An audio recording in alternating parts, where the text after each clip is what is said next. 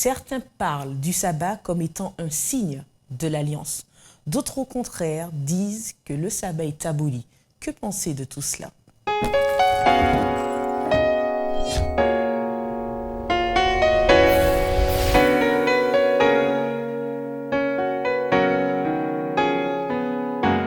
Bienvenue, chers amis, dans votre émission Autrement dit. C'est avec plaisir que je vous retrouve en compagnie de Marvin et d'Éric. Bienvenue à vous deux. Merci. Alors, il est vrai que nous poursuivons l'étude au niveau de l'Alliance, le rapport que Dieu a voulu avec l'ensemble de l'humanité. Et particulièrement, nous voulons parler du sabbat qui, pour certains, est un signe, puisqu'en plus, certains textes bibliques mentionnent que c'est un lien entre Dieu et les hommes, mais pour essayer de comprendre le sabbat, d'où vient ce terme sabbat? Et à quel moment, depuis quand parle-t-on de sabbat? Quand on a interrogé Jésus sur sa vision du sabbat, il a fait référence au récit de la création en disant que le sabbat était fait pour l'humanité. Le terme grec qui est utilisé pour parler d'homme, c'est le mot qui a donné anthropologie, pour parler clairement de l'humanité dans son ensemble. Et il se réfère à ce moment, donc, à Genèse 2, versets 1 à 3, où Dieu a achevé la création le 7e jour, et c'est un jour de repos qu'il a béni, qu'il a sanctifié, donc qu'il a mis à part. Donc, sabbat signifie repos. Alors, sabbat, dans le mot sabbat, il y a cette idée de repos, comme Dieu s'est reposé. Il y a l'idée de cessation, cesser une certaine activité pour entrer dans une autre, mais une autre qui permettra justement le repos. Et dans le premier sabbat de l'histoire, et Jésus, nous prenons la même référence que Jésus dans Genèse 2, versets 1 à 3, cette cessation permet à Dieu, mais aussi à l'homme surtout, d'entrer dans une relation avec l'autre. La relation entre le divin et l'humain, c'est aussi là la force du sabbat, de donner un espace-temps où la relation entre le divin et l'humain prend tout l'espace et toute la dimension. J'entends que tu dis que c'est un espace-temps de créer pour qu'il y ait une relation entre... différente de ce qui parce que j'allais demander des autres jours de la semaine. Dans une semaine, il y a 7 jours. Est-ce que ça signifie que les autres jours de la semaine, eh bien, il me semble que l'on peut aussi avoir une relation. Donc, qu'est-ce qui différencie le sabbat des autres jours de la semaine où on est censé aussi être en relation? Lorsque nous lisons le texte justement de Genèse chapitre 2 et le verset 3 qui dit que Dieu a béni ce jour-là, sanctifié. Lorsque nous allons dans Exode 20 et nous prenons la partie qui se réfère au sabbat, je lirai particulièrement le chapitre 11 d'Exode 20 qui dit qu'en 6 jours l'Éternel a fait les cieux, la terre, la mer et tout ce qui est contenu et il s'est reposé le 7e jour. C'est pourquoi l'Éternel a béni le jour du repos et l'a sanctifié. Voilà la différence fondamentale entre le sabbat, ce jour de repos et les autres jours de la semaine. Dieu s'est octroyé en tant que créateur un moment particulier. Parce que est-ce qu'il avait besoin de repos, Dieu? Il n'avait pas forcément besoin.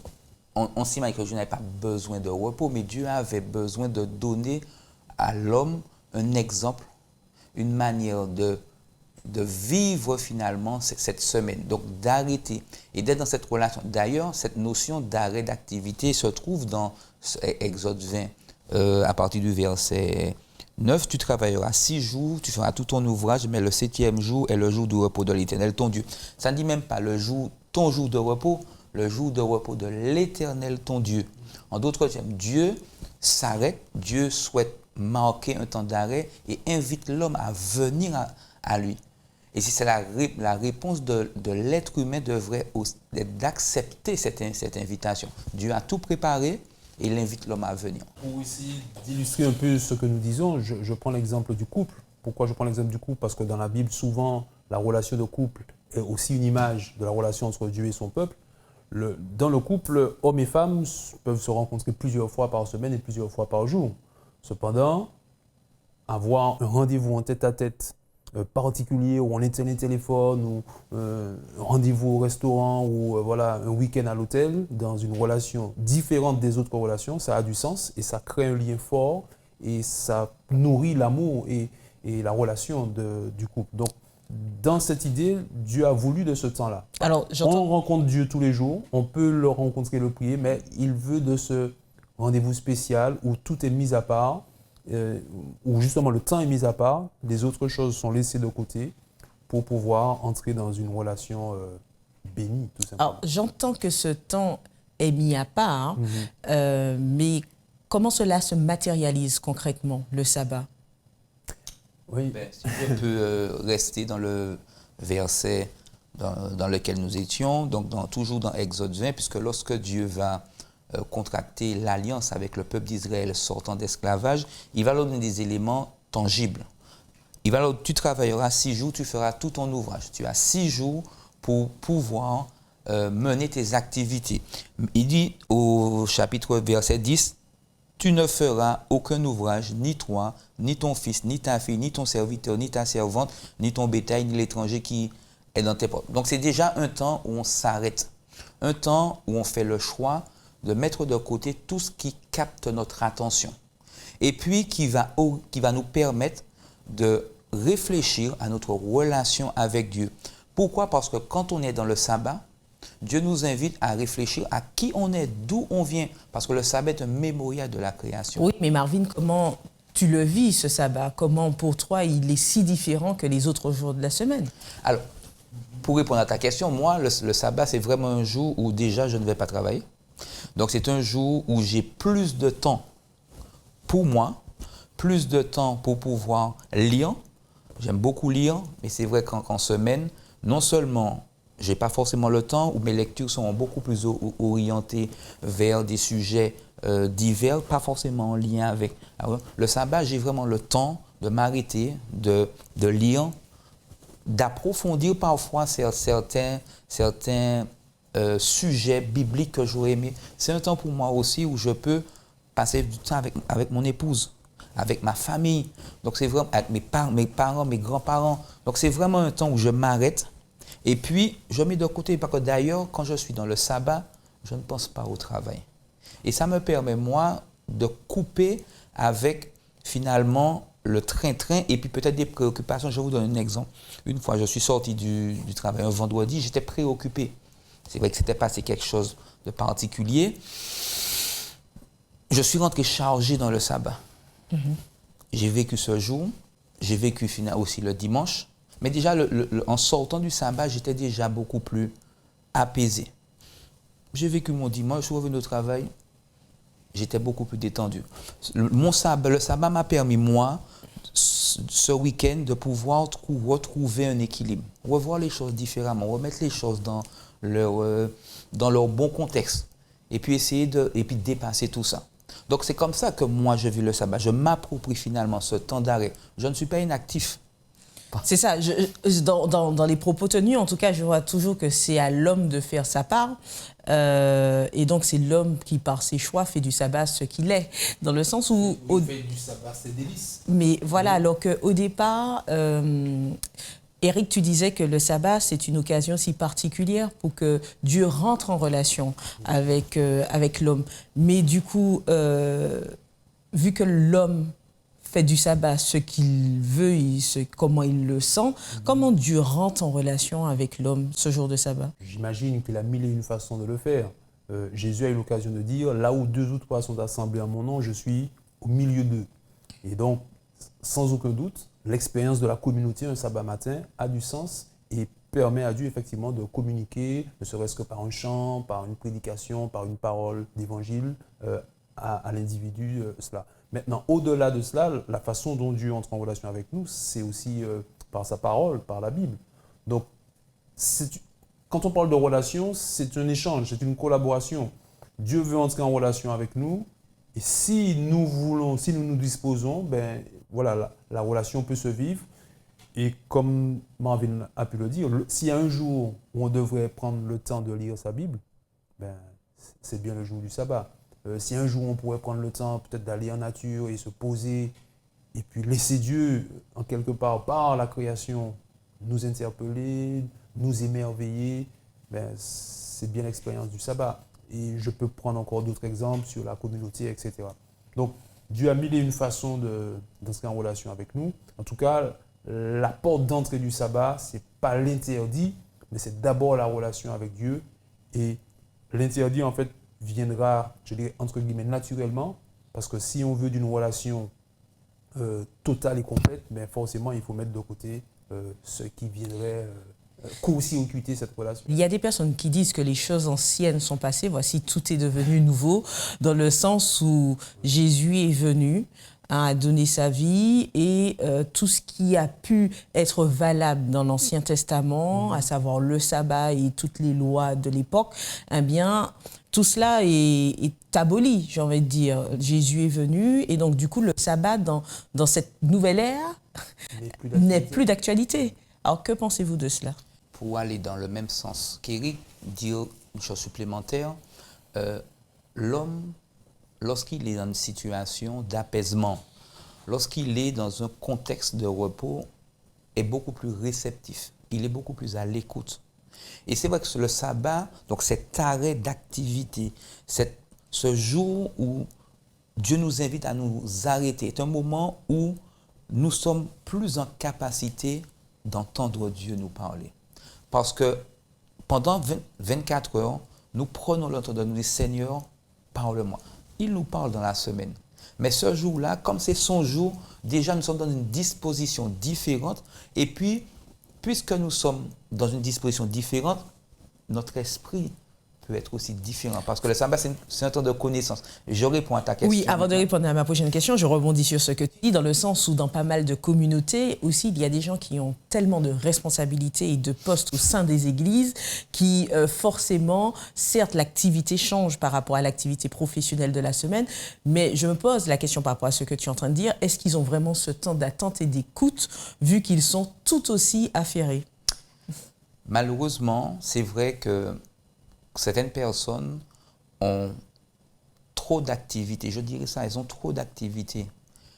Il y a le besoin finalement inhérent à toute organisation qui se rend compte d'avoir des personnes qui sont dans l'organisation, des personnes qui préparent, qui gèrent. Mais des fois, il y a beaucoup de choses qui pourraient être faites durant la semaine pour permettre de libérer ceux qui vont intervenir, que nous ne faisons pas. Et nous attendons d'entrer dans le sabbat où nous plaçons tout un ensemble d'activités, de choses, parce que c'est le sabbat.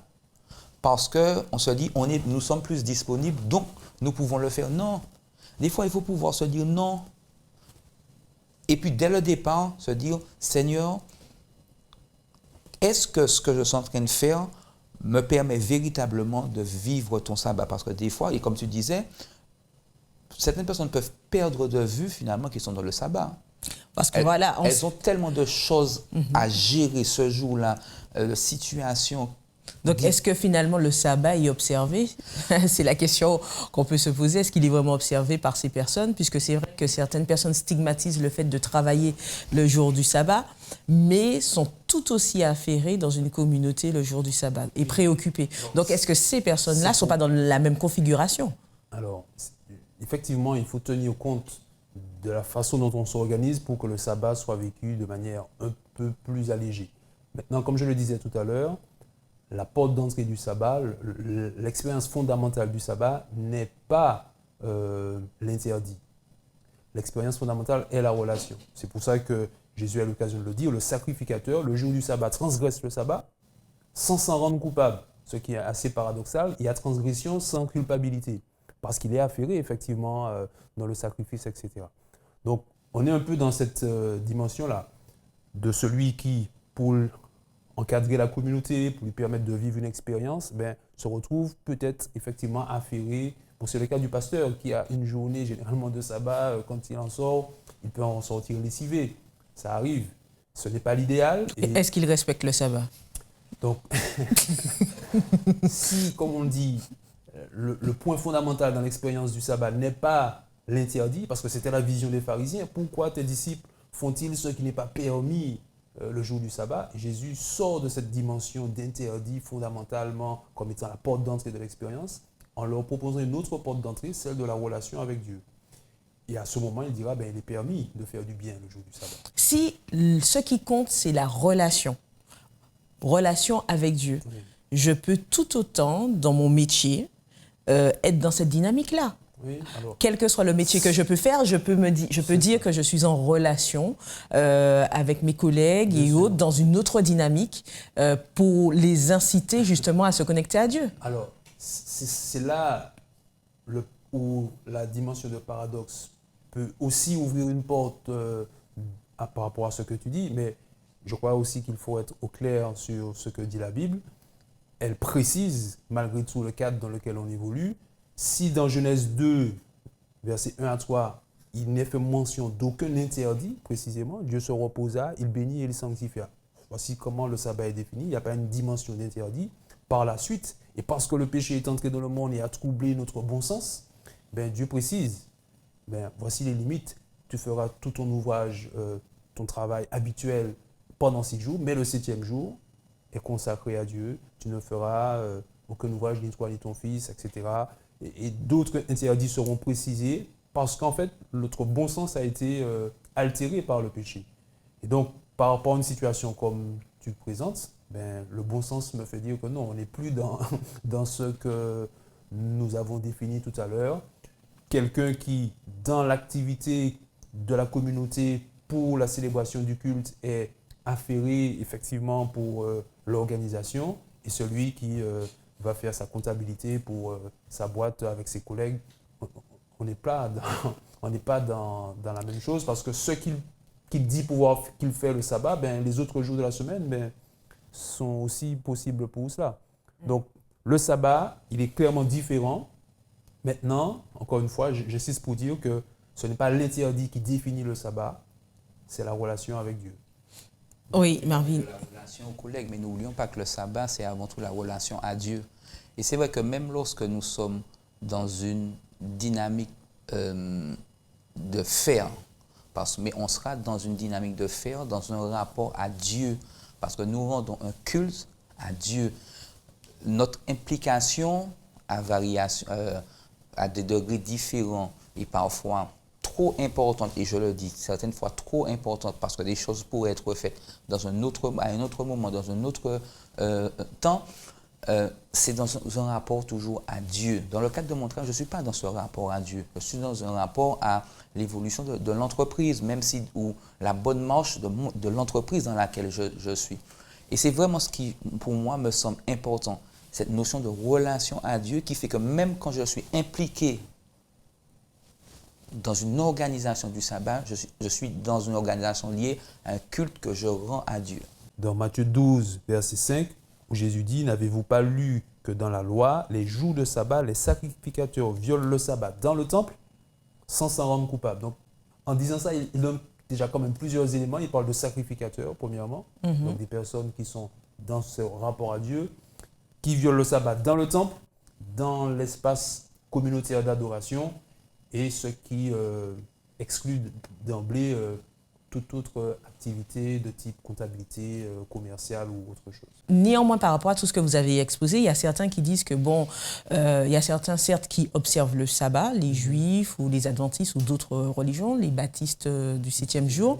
Mais en somme, d'autres se disent que c'est complètement aboli puisque Jésus est mort sur la croix et les choses anciennes sont passées. Alors, que répondez-vous à ça? Pour répondre, je poserai une question. Quel autre commandement de Dieu Jésus a-t-il aboli? Serait-ce le viol, le vol, l'adultère, le mensonge, la convoitise? Est-ce que ces autres commandements sont aussi abolis? Et si oui, alors la pertinence de notre relation à Dieu et de notre expérience chrétienne peut être remise en cause.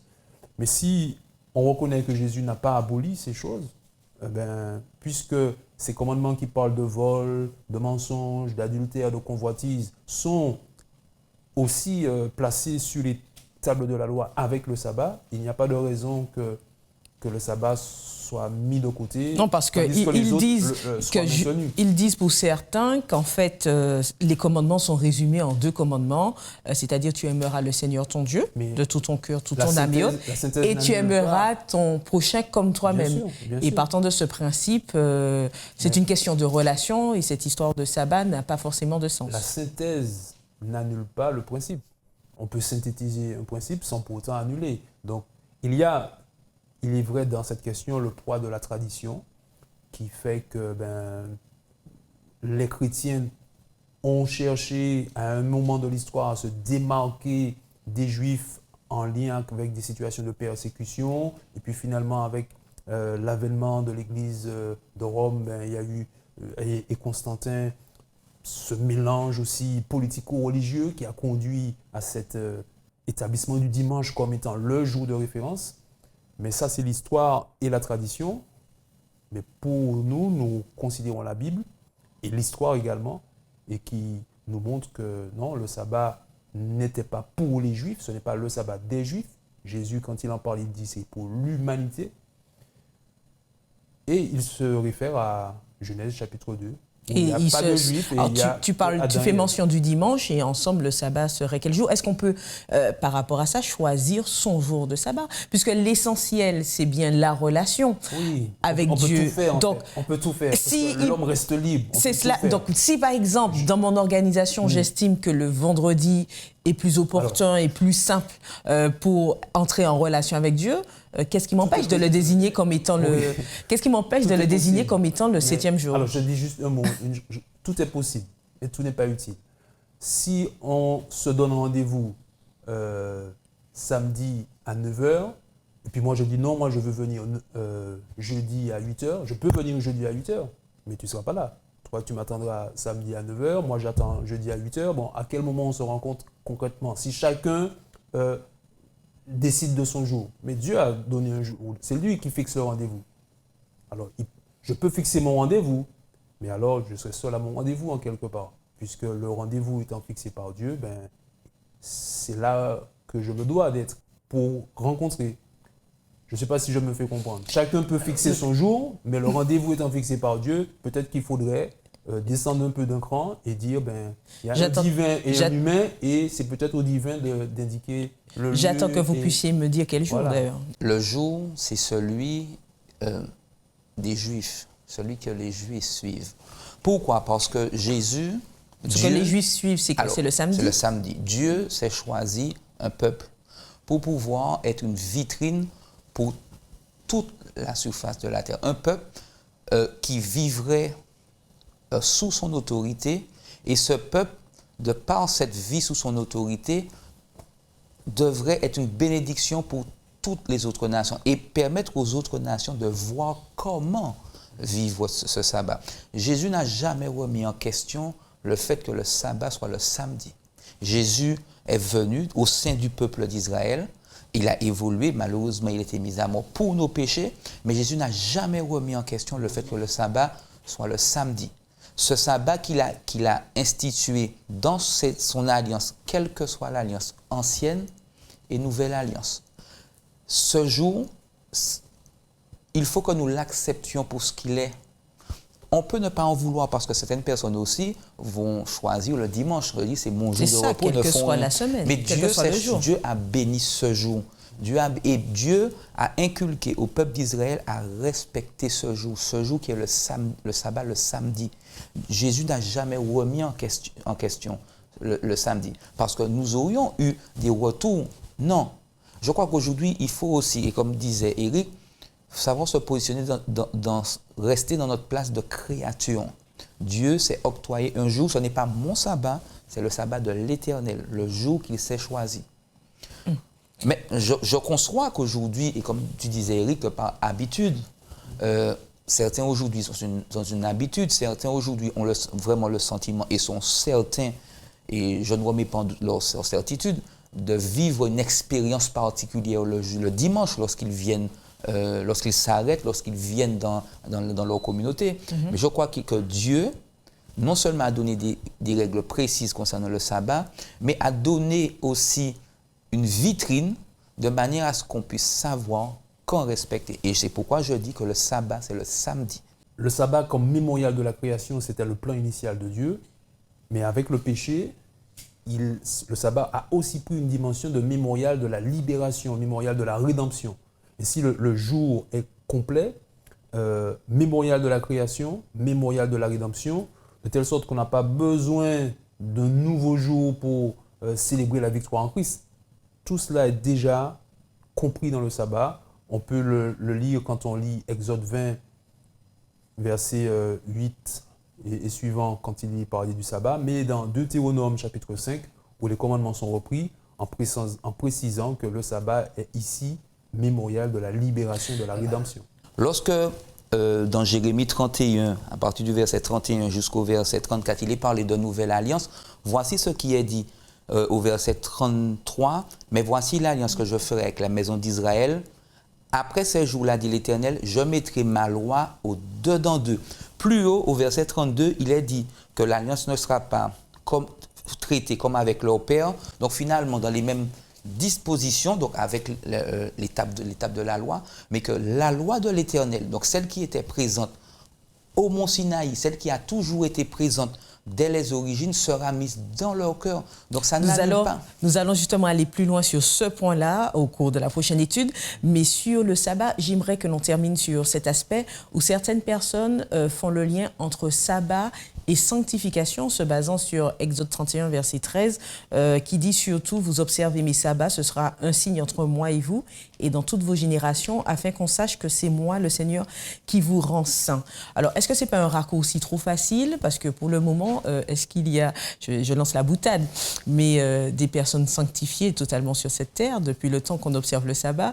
Mais alors, comment comprendre simplement ce texte?